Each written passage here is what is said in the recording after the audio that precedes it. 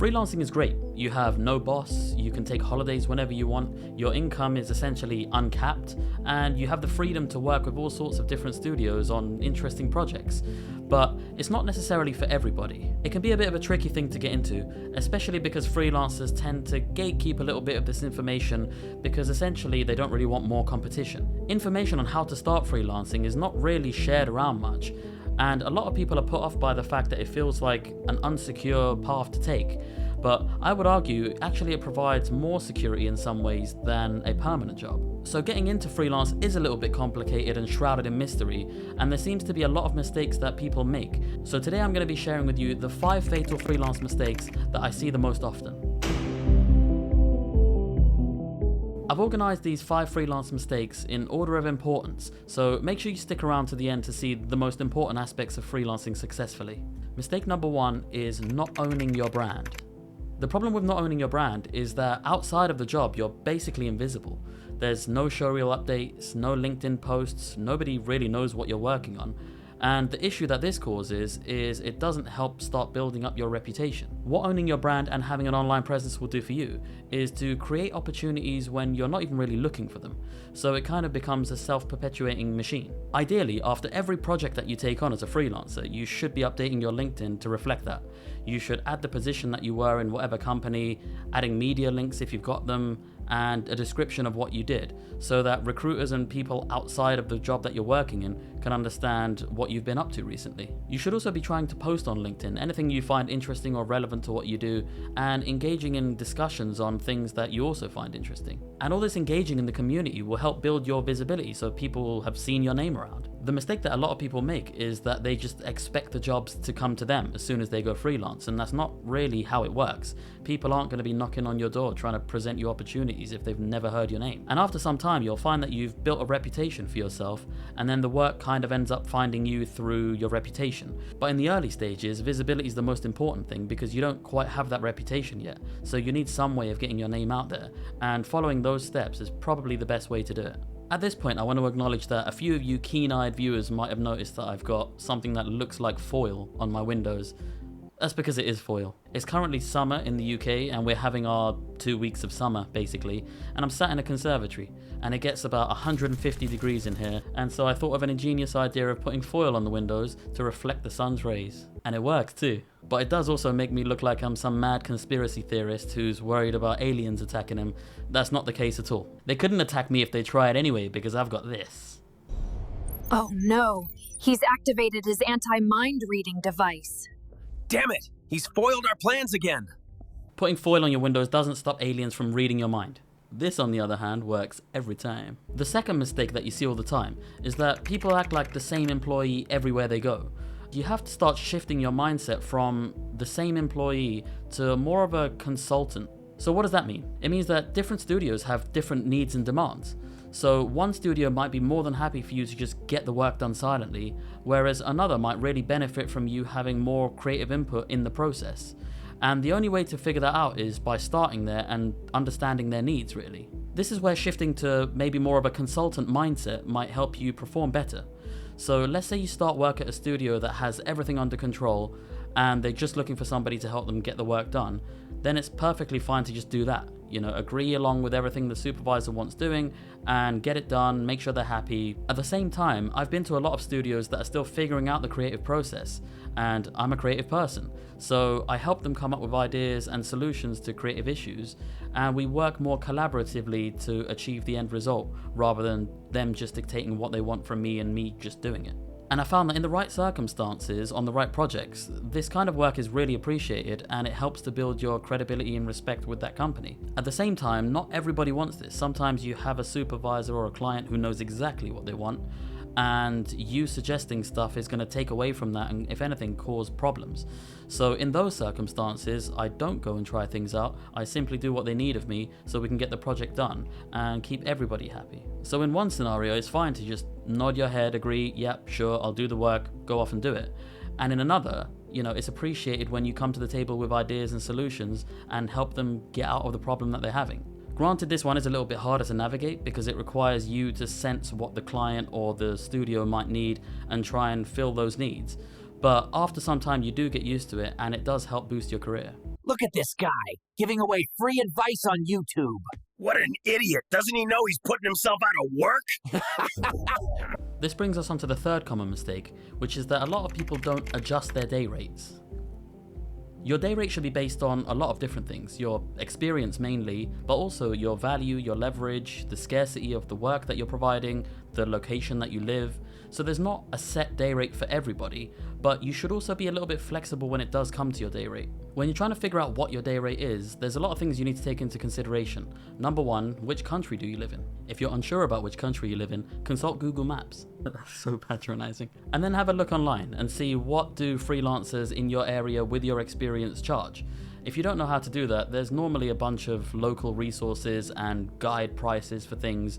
Take those with a grain of salt because they're not normally exactly correct. But what I'd recommend you do is maybe reach out to a few recruiters, other freelancers that you might know, even ones that you don't know. Ask them what they used to make at your level, or ask them what they recommend that you charge now. And after a while, you'll have a few different numbers that you can kind of add up an average to give you a ballpark. And try and make sure those people are as close to you as possible. So don't go asking a recruiter in Vancouver what you should be charging if you live in London, because the rates vary a lot. If you live in Mumbai and you're trying to get numbers from London, that's not going to work. I should be charging how much? Wow, that's a lot of rupees. Oh my god. And when you've got your ballpark, make sure to have a little bit of flexibility in there. It's not quite as rigid as that being your exact price. There needs to be a little bit of flexibility depending on your needs as well as the studio's. For example, if you're going to work in a dream studio of yours on an amazing project and they're offering you a little bit less than you'd want, it's okay to be flexible. And at the same time, if you worked somewhere before and you absolutely hated it, it's okay to maybe increase your rate with them to factor in for the extra stress or problems that it causes you. Let's run these two scenarios. Let's say you walk into a studio and you see this. Oh, thank God you're here.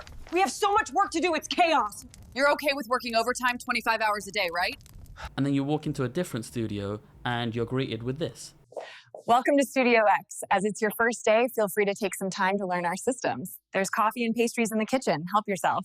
Are you really going to charge the same for both of these studios? The first one seems like hell.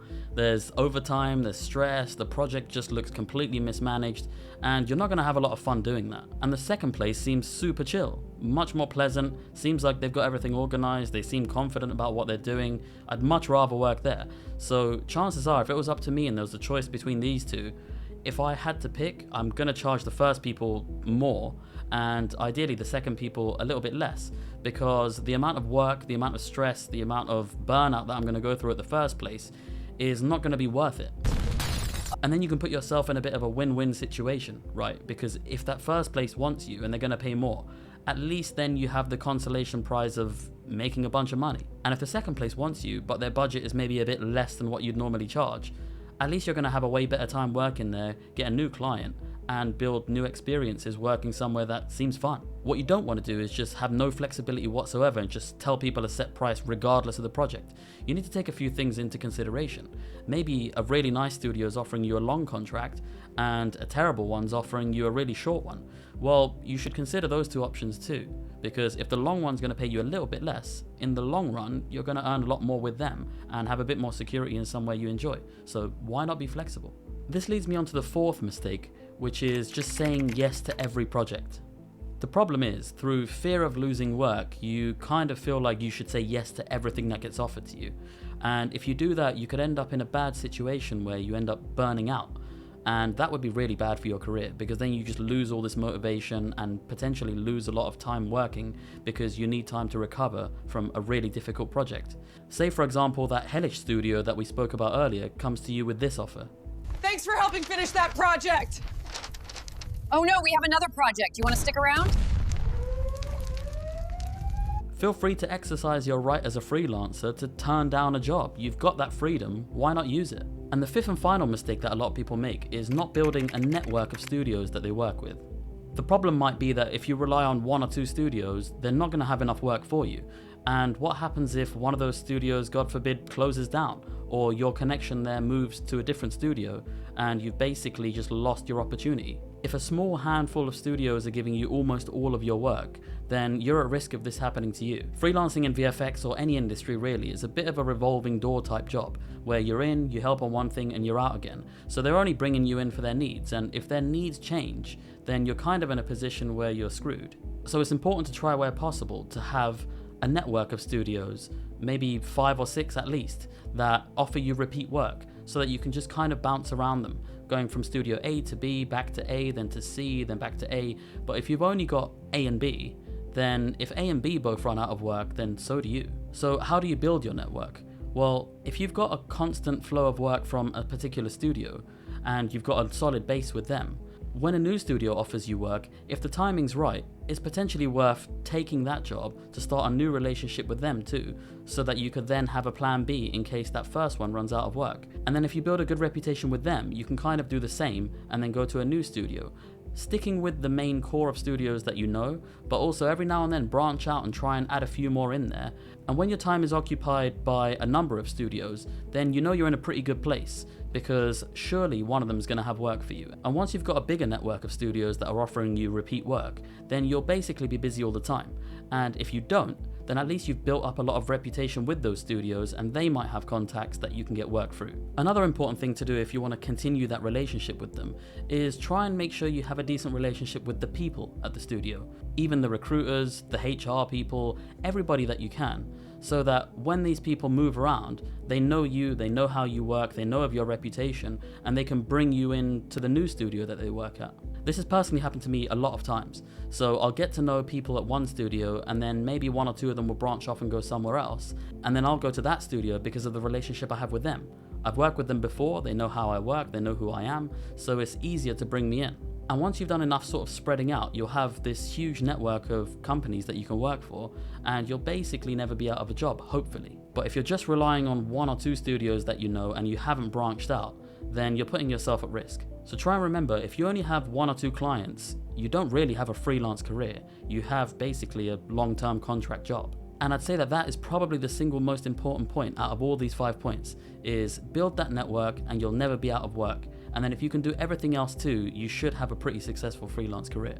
Hey, that's actually pretty good advice. Let's just subscribe to him and get the hell out of here. If you found the video interesting, feel free to leave a like and subscribe if you haven't, and I'll see you on the next one.